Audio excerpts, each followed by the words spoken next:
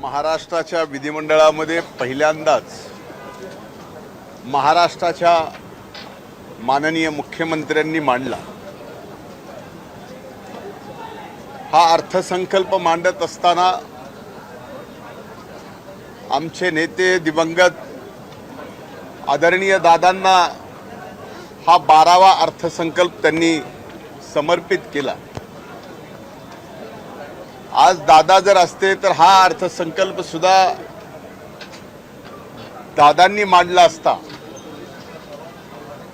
त्याची जाणीवपूर्वक आठवण ठेवून हा अर्थसंकल्प अजितदादा पवार साहेबांना समर्पित केल्याबद्दल महाराष्ट्र सरकारचं आणि आदरणीय मुख्यमंत्र्यांचं मी मनापासून आभार मानतो।